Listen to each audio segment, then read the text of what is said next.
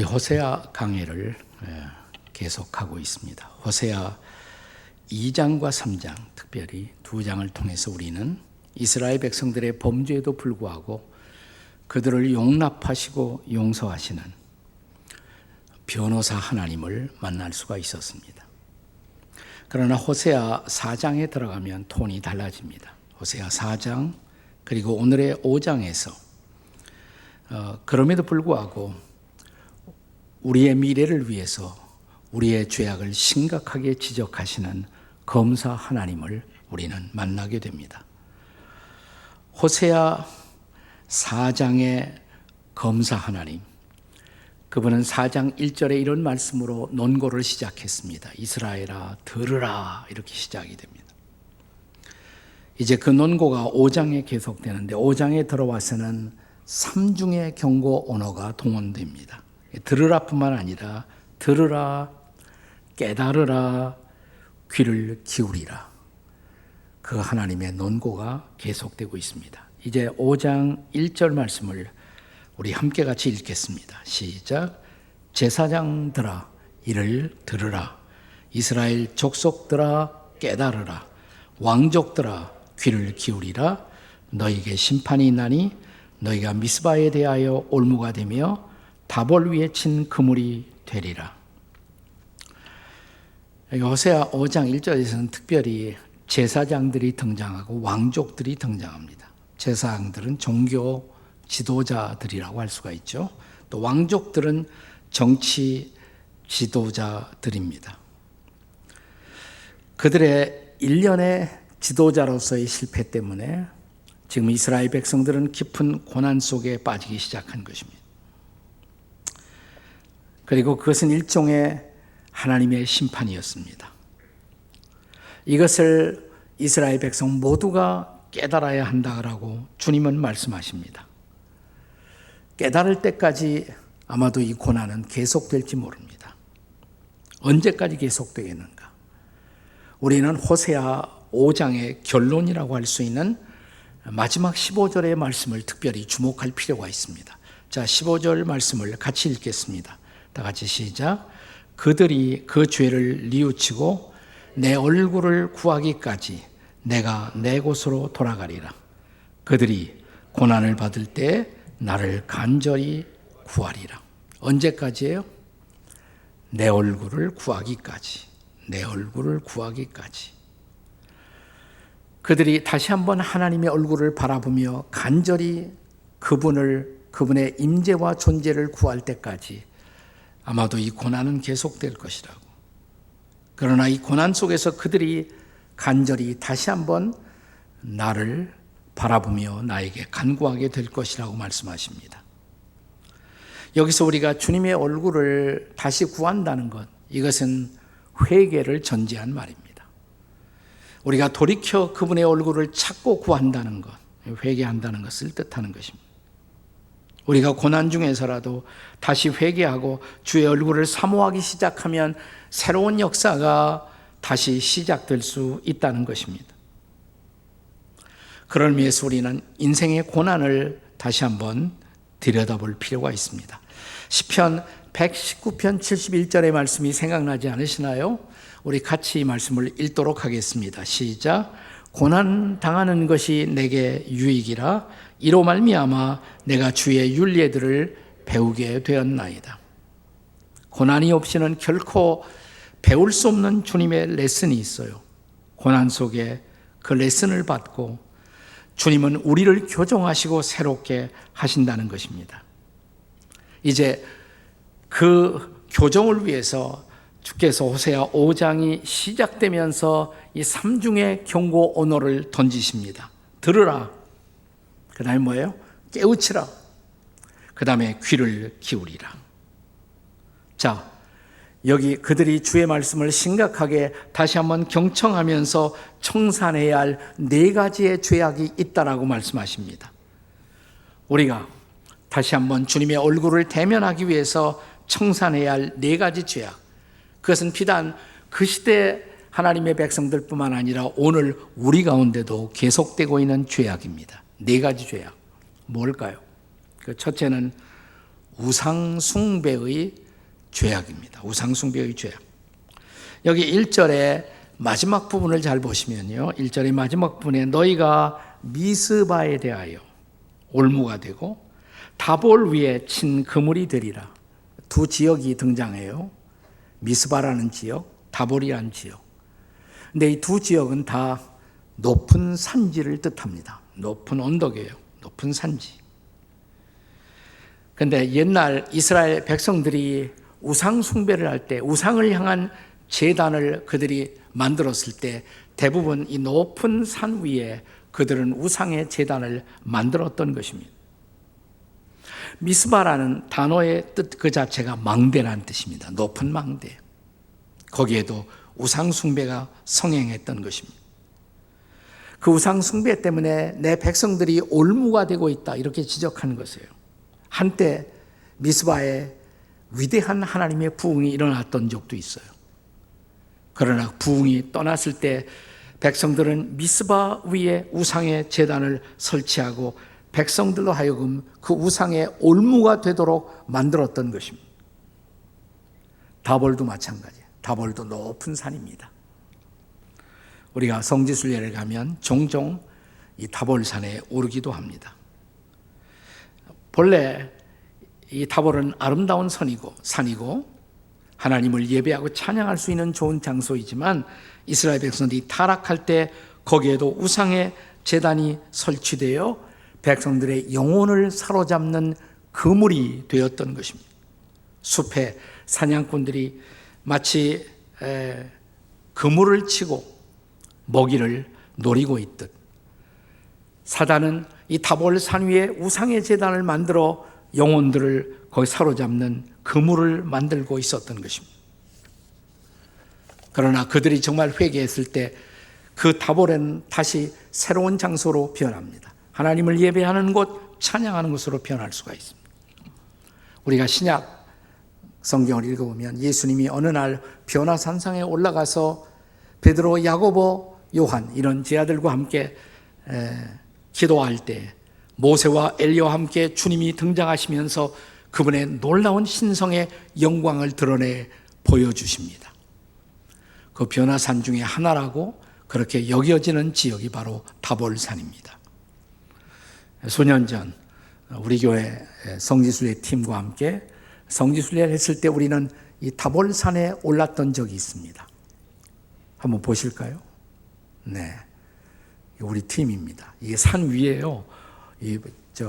쉬운 것 같지만 여러 번 이렇게 조그만 차를 타고 언덕까지 올라와서 우리가 드디어 이 언덕 위에, 이 산 위에, 다볼산 위에 지금 세워진 소위 변화산 기념교회 앞에서 이 사진을 촬영하는 것입니다. 자세히 보면 거기서 여러분이 제 얼굴을 찾게 될 것입니다. 찾으려고 하지 마십시오. 네, 어쨌든 이렇게 하나님을 예배하는 놀라운 영광의 산. 그러나 사람들의 신앙이 타락할 때 그것은 종종 우상의 제단으로 변모하여 사람들의 영혼을 그물로 사로잡고 있었던 것입니다. 우상이란 도대체 무엇입니까? 우상은 쉽게 말하면 하나님보다 우리를 더 사랑하도록 우리의 시선을 빼앗는 그 무엇, 하나님과 나 사이에 끼어드는 모든 것, 그것 때문에 하나님이 잘 보이지 않고, 그것 때문에 하나님을 사랑할 수 없고, 그것 때문에 하나님을 섬기지 못하게 만드는 일체의 것이 다 우상일 수가 있습니다. 네, 우리가 성경을 읽어 내려가면 신약에 와서 우상의 개념은 좀 더 발전해서 눈으로 보여지는 가시적 우상뿐만 아니라 그 우상은 우리 마음속에도 있다고 말합니다. 골로새서 3장 5절에 보시면 이런 말씀이 있죠. 탐심은 우상숭배니라. 한번 다 같이 읽어보세요. 시작. 탐심은 우상숭배니라. 탐심은 우리 마음속에 있는 거란 말이죠. 우리 마음속에 있는 욕심, 우리 마음속에 자리 잡고 있는 온갖 유형의 욕망이 바로 우리의 우상이 될 수가 있다는 것이에요. 돈에 대한 욕망, 권력에 대한 욕망, 심지어 지식에 대한 욕망, 출세에 대한 욕망, 혹은 쾌락에 대한 욕망, 이런 일체의 욕망, 탐심이 바로 우상숭배라고 말합니다. 하나님보다 더 사랑하는 것. 그것 때문에 시선을 뺏겨요. 하나님 사랑하는 일에 방해가 되는 일체의 것들. 자, 우리 시대의 온갖 우상들은 저와 여러분의 마음의 고지를 점령하고 우리로 하여금 하나님 대신 다른 것들을 숭배하도록 지금도 촉구하고 있지 않습니까? 오늘 여러분과 저의 마음의 고지를 점령하고 있는 우상은 도대체 무엇일까요? 우상숭배의 죄악. 또 하나, 우리가 하나님의 얼굴을 순전하게 대하기 위해서는 청산해야 할 또 하나의 죄악이 있습니다. 두 번째는 살인의 죄악입니다. 살인의 죄악. 본문의 2절을 보겠습니다. 2절 같이 읽겠습니다. 시작. 패역자가 살육죄에 깊이 빠졌으니 내가 그들을 다 벌하노라. 여기는 살인이라고 하는 거라고 살육이라고 그랬어요. 살인보다 훨씬 더 강렬한 톤이 담겨져 있는 단어가 바로 살육이죠. 살육죄. 네. 히브리어에 본래 샤하트라고 말하는데 이건 일종의 집단 살인을 뜻하는 것입니다. 한 지도자에서 자행되고 있는 집단적 광기의 살인을 말할 때 살육이라는 단어가 사용됩니다. 그러나 이 단어는 때때로 사람들의 생명을 빼앗아가는 것뿐만 아니라 일체의 인명, 경시, 풍조를 망라하는 현상들을 다 광범하게 일컫는 단어가 바로 샤하트, 이 살육의 범죄인 것입니다. 사람을 속이고 착취하여 결국 사람을 죽음에 이르게 하는 일체의 행위가 바로 샤하트인 것입니다. 정치 지도자가 타락하면 백성을 섬기지 않고 백성을 이용합니다. 그리고 백성을 죽음에 몰아넣습니다. 그리고 종교 지도자가 타락하면 성도들을 섬기는 대신에 수단과 방법을 가리지 않고 성도들을 착취합니다. 그래서 그들의 영혼을 죽음에 이르게 하는 것입니다. 이단들의 행위가 그렇죠. 이단들이 기성 종교를 비판하고 자기들의 집단을 미화시키지만 결국 종래 끝에 가서는 성도들의 모든 것을 착취하는 것입니다. 이게 이단의 정체예요. 인간을 상품화합니다. 빼앗습니다. 이단은 처음에 잘 몰라. 끝에 가서 알아요. 그래서 이단을 한문으로 쓸 때 달을 이자 끝단자, 끝이 다르다. 그게 이단이에요. 끝까지 잘 봐야 돼요. 요즘 최근에 한국 사회에 문제가 되고 있는 이단의 교주가 최근에 붙잡혀 가셨잖아요. 그분이 어떤 일을 했습니까? 정말 사람들을 진리에 이르도록 인도했어요? 모든 것을 빼앗아가는 거예요. 자, 우리 시대에 이런 이단이 성행한다는 것은 바로 우리 시대의 타락상을 보여주고 있는 현상입니다.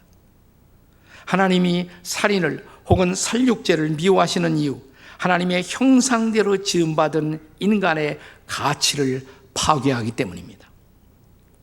창세기 9장 6절의 말씀을 함께 읽어보십시다. 창세기 9장 6절입니다. 같이 읽겠습니다. 시작. 다른 사람의 피를 흘리면 그 사람의 피도 흘릴 것이니 이는 하나님이 자기 형상대로 사람을 지으셨습니다. 인간의 피를 흘리게 하는 것, 이건 간과할 수 없는 죄악이다. 왜 그러냐? 사람의 형상대로 지음받은 인간을 파괴하는 것이기 때문에. 근데 심지어 이런 인간을 무너뜨리는 그리고 파괴하는 구체적인 이런 범죄뿐만이 아니라 우리가 이웃들을 우리의 언어로 깎아내리면서 이웃을 허는 것도 살인의 범죄라고 성경은 가르칩니다. 우리가 종종 자주 묵상하는 말씀 가운데 야고보서 3장 9절의 말씀을 다시 묵상해 보십시오. 자, 야고보서 3장 9절 같이 읽겠습니다. 시작. 이것으로 우리가 주 아버지를 찬송하고 또 이것으로 하나님의 형상대로 지음받은 사람을 저주하나니. 이것으로, 이것이 뭐예요? 요것입니다. 요것. 우리의 주둥이 말이에요. 요것으로. 그래서 이것으로 이렇게 읽는 것보다 요것으로 이렇게 읽어야 더 실감이 나요. 이건. 요것으로 우리 주 아버지를 찬송하고, 조금 아까 찬송했잖아요. 그리고 집에 가서는 우리의 가족들을, 이웃들을 이 말로 저주하고 비난합니다. 성경이 그것을 경고하는 이유, 하나님의 형상대로 지음받은 사람에 대한 저주다 이 말이죠. 그렇습니다. 모든 인간은 존귀하게 취급받을 권리가 있습니다. 왜? 하나님의 형상대로 지음받은 창조물이기 때문에. 말을 바꿀까요? 하나님의 생명이 들어있는 하나님의 작품이기 때문에 그래요. 오늘날 우리 시대에서 자주 강조되고 있는 소위 인권 사상 그리고 민주주의, 저는 이 두 가지는 만약 우리에게 성경이 주어져 있지 않았더라면 결코 발전될 수 없었던 것, 성경에 받은 영향이에요. 인권. 왜 사람이 귀해요? 하나님이 형상대로 지음을 받았기 때문에. 장애인도 저들이 존중받아야 할 권리가 있습니다. 왜? 그들도 하나님의 형상대로 지음 받았기 때문에. 기능은 평범한 사람보다 떨어지지만 동일하게 하나님의 형상대로 지음 받은 하나님의 작품이기 때문에. 민주주의, 사람이 중요하다. 사람이 중요하게 중인이 되어서 서로가 서로를 존중하면서 사회를 만들어가야 할 가치. 성경이 전파되었기 때문에 민주주의는 발전할 수가 있었던 거예요. 인간 안에 내재하고 있는 하나님의 형상 사상에서부터 오늘날의 인권과 민주주의가 비롯되었다는 것입니다. 그런데 살인은 이런 하나님의 작품을 짓밟는 범죄인 것입니다. 우리가 조금 더 역사가 흘러가면 진상이 나오겠지만 오늘날 북녘 땅에 흘려지고 있는 수많은 살육의 피, 네. 하나님이 그대로 안 두실 거예요. 네. 미움은 또한 살인의 시작입니다. 그래서 우리 예수님이 우리에게 가르치시기를 형제를 미워하는 자마다 마음으로 이미 살인하는 것이라고. 심지어 우리가 마음속에 있는 미움도 조심해야 할 필요가 있는 것입니다. 오늘 우리 시대에 얼마나 이 살인의 죄악이 횡행하고 있는지요. 우리가 하나님의 얼굴을 대면하고 하나님 앞에 서기 위해서 준비해야 할, 그리고 청산해야 할 또 하나의 죄악, 두 가지 했어요. 무슨 죄예요? 우상숭배의 죄악. 그 다음에 살인의 죄악. 그 다음에 세 번째로는 음행의 죄악입니다. 음행의 죄악. 자, 본문 3절과 4절을 보겠습니다. 3절, 4절 다 같이 시작. 에브라임은 내가 알고 이스라엘은 내게 숨기지 못하나니 에브라임아 이제 내가 음행하였고 이스라엘이 더러워졌느니라. 4절 그들의 행위가 그들로 자기 하나님에게로 돌아가지 못하게 하나니 이는 음란한 마음이 그 속에 있어 여호와를 알지 못하는 까닭이라. 우리가 에프라임 그러면 이스라엘 북쪽에 있는 사람들을 가리키는 말이에요. 이스라엘 북쪽. 유다는 남쪽이죠. 우리가 전체적으로는 이스라엘이라고 부릅니다. 자, 그들이 음행 때문에 더럽혀졌다. 여기 음행, 그 다음에 또 비슷하게 등장하는 또 하나의 단어, 음란. 이것은 실제적으로 당시에 횡행하던 이스라엘의 도덕적인 죄악일 수가 있습니다. 실제로 호세아 선지자의 아내 고멜이 이런 도덕적인 음행과 음란 속에 빠졌잖아요. 그러나 그것뿐만 아니라 호세아서 전체의 배경과 문맥에서 볼 때 이스라엘은 보다 심각한 영적인 음행 속에 빠져 있었어요. 그들은 바알의 신이 그들에게 더 많은 풍요함을 그리고 더 많은 쾌락을 안겨다 줄 것이라는 기대 때문에 그동안 섬겨온 하나님을 버리고 바알의 신을 쫓아가고 있단 말이에요. 이 영적인 음행이죠. 영적 음행. 그래서 3절에 그들은 영적으로 더럽혀졌고 4절의 지적처럼 그 죄가 그들로 하나님 앞에 돌아가지 못하게 만들고 있는 것입니다. 근데 4절의 마지막 부분에 보시면 그들은 진정한 의미에서 여호와를 알지 못했다라고 지적합니다. 그들이 이런 죄 속에 빠진 중요한 원인이 하나님을 제대로 알지 못했기 때문에. 하나님이 누구인가를 알았다면, 하나님의 하나님 되심을 알았더라면 이런 죄악 속에 빠졌을까요? 여러분, 탕자의 이야기 한번 생각해 보세요. 둘째 아들 탕자가 아버지가 재산 나누어 줄 그때를 기다리지 못하고 미리 자기 몫의 유산을 달라고 챙겨갖고 먼 나라로 떠났잖아요. 왜 그랬느냐 이 말이에요. 왜 그랬어요? 저는 한마디로 말하면 자기 아버지를 이 아들이 제대로 몰랐기 때문이다 이렇게 생각합니다. 미리 내 몫을 챙기지 못하면 이것마저 아버지에게서 받지 못할 것이라고 판단했던 나머지 미리 자기 몫을 챙겨 떠났던 이 아들, 아버지를 제대로 알았을까요? 또 할 수 없이 아버지의 집으로 돌아오면서 아버지가 나를 아들로 받아줄까? 그럴 리가 없지. 이제는 아버지의 종이 되어 아버지 집에서 종 노릇이나 하고 살리라. 그렇게 돌아왔던 아들, 제대로 자기 아버지를 알았을까요? 아들이 떠나간 후 그 아버지를 기다리던, 그 아들을 기다리던 아버지, 멀리서 아들을 알아보고 아들이 오기 전에 그 아들을 향해서 다름질치던 아버지, 그 아들을 끌어안고 입을 맞추고 헌 옷을 벗기고 새 옷을 입히고 손에 새로운 가락지를 끼고 그리고 살찐 손을 잡고 동네 사람들을 초청하고 내 아들 죽었다가 살았어, 잃었다가 다시 찾은 아들이야. 이때 둘째 아들이 깨달은 것이 뭘까요? 난 내가 내 아버지를 지금까지 몰랐다고. 이렇게 아버지가 나를 사랑하는 줄 몰랐다고. 이 아버지를 알았더라면 내가 우리 집을 떠나지 말았어야 할 것을. 우리의 모든 영적인 음행, 우리의 모든 영적인 방황은 한 가지, 우리가 하나님을 제대로 알지 못함에서부터 시작되는 것입니다. 우리는 어떨까요? 자, 우리가 청산해야 할 또 하나의 죄악이 있어요. 오늘은 세 가지가 아니에요. 네 가지예요. 네. 네 번째 죄악. 교만의 죄악입니다. 교만의 죄악. 5절의 말씀 보세요. 5절. 다 같이 읽겠습니다. 시작. 이스라엘의 교만이 그 얼굴에 드러났나니 그 죄악으로 말미암아 이스라엘과 에브라임이 넘어지고 유다도 그들과 함께 넘어지리라. 여기 교만이 초래한 범죄가 뭐예요? 넘어진다는 것이에요. 섰다 하는 자는 넘어지라고 하지 않습니까? 그러니까 섰다 할 생각하지 말아요. 섰다 하면 반드시 넘어져. 네. 자, 고린도전서 10장 12절의 말씀 함께 같이 읽겠습니다. 시작. 그런즉 선줄로 생각하는 자는 넘어질까 조심하라.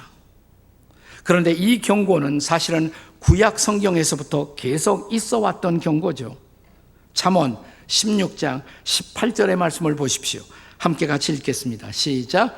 교만은 패망의 선봉이요 거만한 마음은 넘어짐의 앞잡이니라.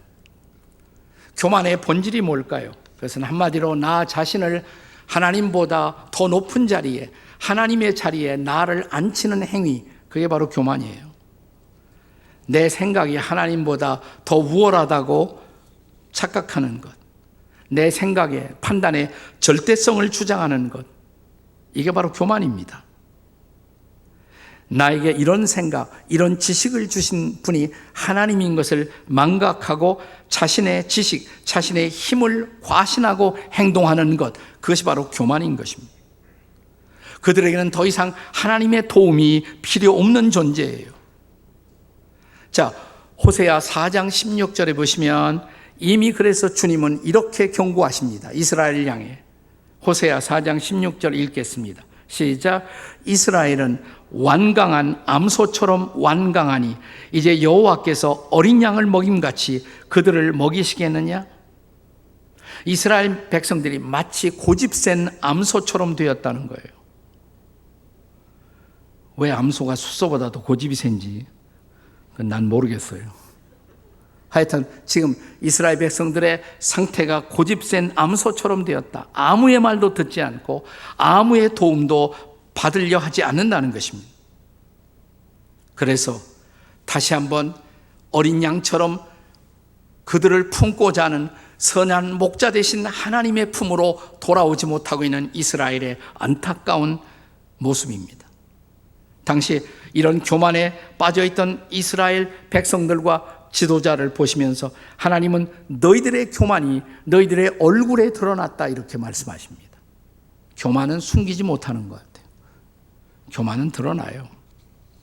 우리의 얼굴에, 우리의 태도에 교만은 드러나 있습니다. 그리고 그런 교만한 태도는 결국 내 주변에서 사람들을 쫓아내요. 내 이웃을 나의 적으로 만드는 것입니다. 궁극적으로 하나님을 내 적으로 만드는 것이 바로 교만입니다. 그래서 사도 베드로도 경고하지 않았습니까? 베드로전서 5장 5절 같이 읽습니다. 시작. 하나님은 교만한 자를 뭐하여? 대적하시되 겸손한 자들에게는 은혜를 주시느니라. 아멘. 그러면 묻습니다. 오늘 여러분과 저는 은혜 받을 만한 자인가요? 아니면 하나님이 대적할 대상입니까? 자, 호세아 5장에 오늘 본문의 그 나머지 부분들 우리가 읽지 않았습니다마는 그것은 교만에 빠지기 시작한 이스라엘을 향한 하나님의 심판이 앞으로 어떻게 임할 것인가를 쭉 보여주고 있는 거예요. 5장 12절에 보면 좀같이 부식같이 임한다. 처음에 교만은 보이지 않게 임해요. 서서히 우리를 썩히는 것입니다. 좀 먹는 것입니다. 그러다가 14절에 보면 사자처럼 움켜와 우리의 모든 것을 빼앗아가는 것. 이게 교만이에요. 13절에서는 내가 그런 내 병을, 내 상처를 깨달아도 너무 늦었다. 그러나 아직은 절망이 아니에요. 아직은 절망이 아닙니다. 최후의 절망은 아직 임하지 않았습니다. 자, 그들이 지금 경험하고 있는 일련의 고난과 고통, 마지막 15절에서 이것은 반전될 수가 있다고. 만약 다시 너희들이 내 얼굴을 구한다면, 지금 경험하고 있는 고난은 내 얼굴을 구하기까지 나는 기다리겠다 이 말이에요. 내 곳에서 기다리겠다. 내 얼굴을 구하는 너희들의 모습을 내가 기다리겠다. 그렇습니다. 우리가 교만한 우리의 얼굴을 땅에 묻고 엎드려 회개한다면 이제부터 그분은 새로운 일을 시작할 것이라고. 이제부터 내 얼굴 내는 것이 내 인생의 목적이 아니고 주님의 얼굴을 찾고 구하면 새로운 변화가 시작될 것이라고 말씀하십니다. 저 뉴기니아 섬의 원주민, 인도네시아 뉴기니아의 원주민 부락에 1년에 한 번씩 마을에 큰 축제가 있었다고 합니다. 그 축제는 절정에 도달하면 광란의 춤을 추기 시작해요. 광란의 춤. 근데 그 춤이 다시 절정에 도달하면 그들은 모두가 다 큰 소리로 자기 원수들의 이름을 부른다고 그래요. 막 자기가 미워했던 원수들의 이름을 막 부른다고 그래요. 그리고 그들을 저주합니다. 그리고 그들이 가고 있던 남자들은 창을 하늘을 향해서 막 창을 던지기 시작합니다. 그게 축제의 절정이에요. 그런데 이 마을에 복음이 들어왔습니다. 그들이 마침내 예수를 믿고 마을 전체가, 불악민 전체가 다 그리스도인들이 되었습니다. 이제 불악회의가 열렸대요. 이 축제를 어떻게 할 것인가? 우리가 크리스찬이 되었는데 계속할 것인가? 자, 결정을 했습니다. 축제는 계속하기로 결정을 했어요. 그런데 계속하지만 축제의 내용을 바꾸기로 한 것입니다. 그들은 축제의 절정에서 원수들의 이름을 부르던 그들이 원수를 부르는 것이 아니라 축제의 절정에서 그들이 한 해 동안 범해왔던 자기들의 죄들을 일일이 열거하고 토해내기 시작합니다. 자기 죄를 쭉 열거하는 거예요. 그리고 그들은 땅에 엎드립니다. 하나님의 용서를 구하기 시작합니다. 그리고 한참 후에 그들은 일어나서 다시 하나님을 찬양합니다. 그리고 마을에 하나님의 평화가 임하도록 기도합니다. 얼마나 완벽한 변화예요. 한 마을에, 한 불악에, 한 부족에 임했던 복음적인 변화의 진정한 모습이 아니겠습니까? 그렇습니다. 너희가 내 얼굴을 구하기까지 저는 지금이야말로 우리 한국 민족이, 그리고 한국 교회가 엎드려야 할 때, 엎드려 우리의 죄를 토하고 고백할 시간, 그리고 정말 이제 하나님의 얼굴을 다시 구한다면 주님은 오늘의 고난을 멈추시고 새로운 날을 우리를 위해, 인류를 위해 하나님이 준비하실 줄로 믿습니다. 그 얼굴을 구하는 오늘 저와 여러분이 되시기를 주의 이름으로 축원합니다.